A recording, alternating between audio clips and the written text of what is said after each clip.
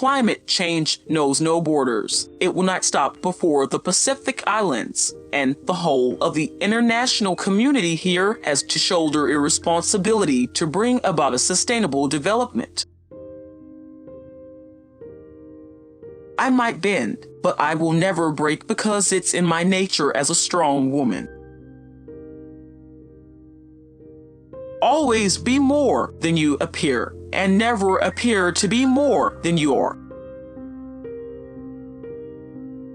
The question is not whether we are able to change, but whether we are changing fast enough. Anything that seems to be set in stone or inalterable can, indeed, change in matters both large and small. It holds true that every change begins in the mind.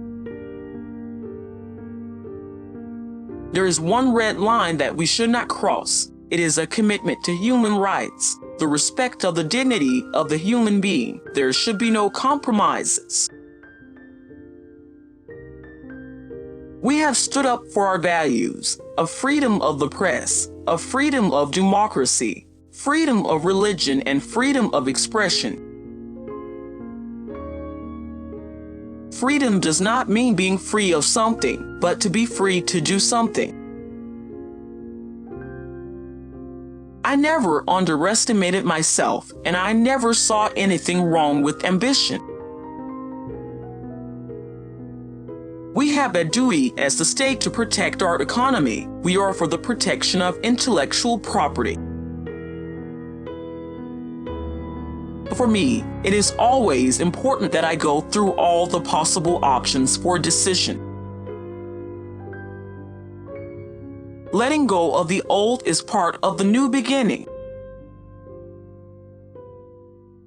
Don't forget that freedom is never something that can be taken for granted.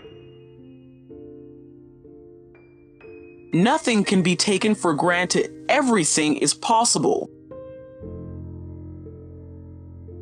Surprise yourself with what is possible. Remember that openness always involves risks.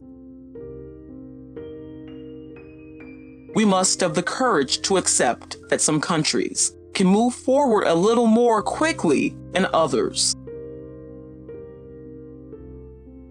Maybe I've just become more hardened. The exposure to so many extreme situations tends to harden a person. You have to develop survival strategies.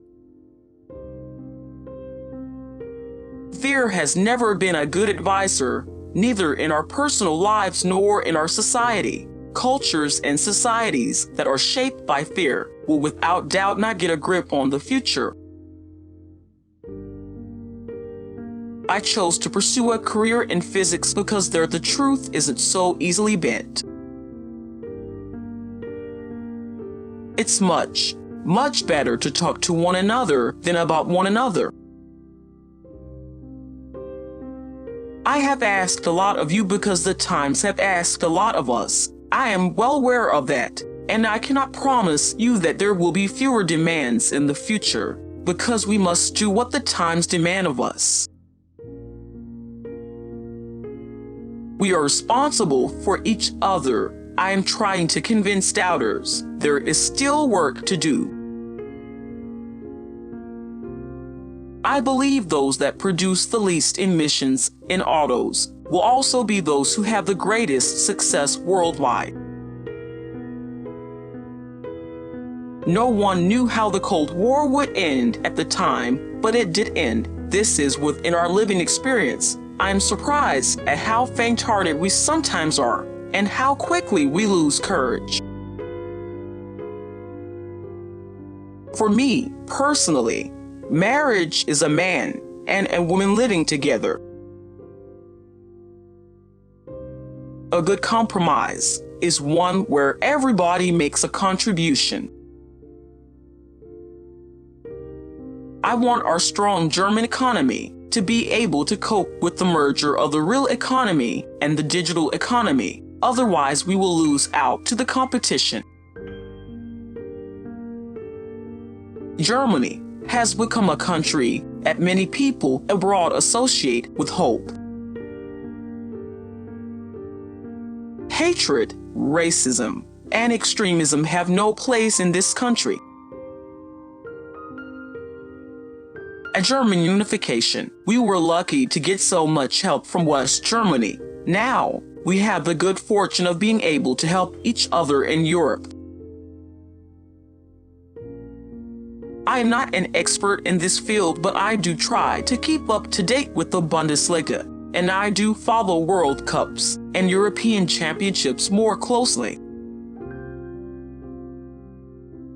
Germany stands in the fight against terrorism at France's side, united with many, many others. I am convinced that, despite all the difficulties, we shall win this fight. In East Germany, we always ran into boundaries before we were able to discover our own personal boundaries. India needs jobs. Germany needs people, and collaboration is crucial to meet the demographic needs of both countries. We are a country based on democracy, tolerance, and openness to the world. If we look at where relations between the Soviet Union and Germany were in 1945 and where we stand now, then we have achieved so much. Let's be a bit more curious about what happens in other parts of the world. Engage in a little less navel-gazing. I must say I am very pleased and a little bit proud to be part of the European Union. It's my damn duty and obligation to do everything possible for Europe to find a united path. We want to remain a stable anchor in Europe. The euro is our common fate, and Europe is our common future. Nobody in Europe will be abandoned. Nobody in Europe will be excluded. Europe only succeeds if we work together. I personally hope and wish that Britain will stay part and parcel of the European Union.